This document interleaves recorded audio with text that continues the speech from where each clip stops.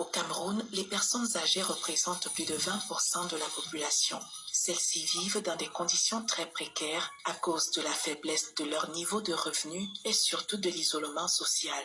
Ce sont en général des personnes qui, pour la plupart, sont assez vulnérables, un peu comme les femmes et les enfants.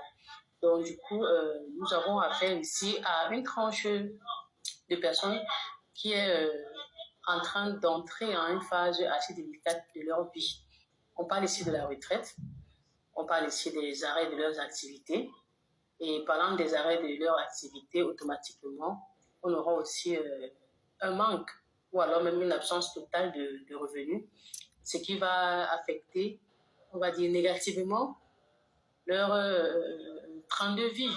Accusées de sorcellerie, d'être des personnes inutiles, voire gênantes dans bien de familles, le quotidien des personnes du troisième âge est très difficile. Ça fait peur aux gens. On te craint. C'est ça. À Bethany Viacam, une maison de retraite pour personnes âgées, créée dans les années 80 par une sœur religieuse au quartier Nkolmeseng à Yaoundé, une vingtaine de vieillards invalides et abandonnés par leur famille y vivent. Quand je suis arrivée ici à 14 ans, j'étais très malade, très paludée. La bergère disait que je n'allais pas faire une semaine. Mais je suis là depuis 14 ans. Donc, autant que faire se peut, on nous apporte ce qu'on nous donne. Comme cette pensionnaire, ils sont nombreux ici ceux qui vivent uniquement des seuls dons qu'ils peuvent recevoir des donateurs. Les subventions accordées par l'État s'élèvent à 300 000 francs CFA par mois. Et selon les responsables, cette fréquence n'est pas respectée.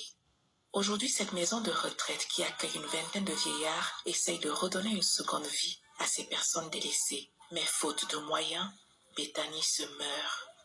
On essaie bien que mal de faire à notre niveau. Le centre ne vit que de la providence. Donc, c'est tous les Camerounais qui participent à la bonne marche de la maison. S'il y a des gens de bonne volonté qui nous donnent un coup de main pour les finances, je pense que le centre pourra émerger. Vous voyez un peu l'étanchéité de la toiture. Tout ça est déjà dégradé depuis 85 que la sœur a eu à construire.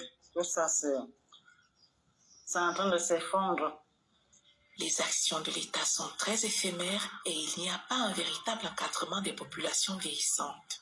Abandonnées pour la plupart à elles-mêmes, ces personnes âgées sont devenues la cible privilégiée de divers acteurs parallèles qui tentent de leur apporter des réponses à leur situation. L'objectif qu'on s'est fixé, c'est justement une meilleure prise en charge des personnes âgées sur le plan médical.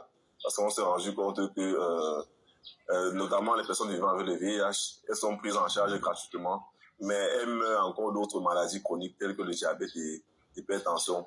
Ces maladies ne sont pas intégrées dans le circuit de prise en charge des personnes âgées. Donc nous militons pour qu'elles soient mieux prises en compte. Des campagnes sanitaires, des moments de regroupement entre personnes du troisième âge sont très souvent organisés par l'association Vieillir pour leur permettre de partager des expériences et se sentir moins seuls. Dès que je suis arrivée ici, j'ai vu la foule. Et dans notre groupe là-bas, là, on a dansé comme j'ai choisi la danse. J'ai dansé. Tout le stress là est parti. Je me sens à l'aise. Je suis tranquille. La question de la prise en charge des personnes âgées au Cameroun reste entière et l'absence des textes spécifiques sur la protection des droits de cette catégorie fait croire que le Cameroun n'est pas prêt à tenir les promesses de la Déclaration universelle des droits de l'homme en faveur des personnes âgées.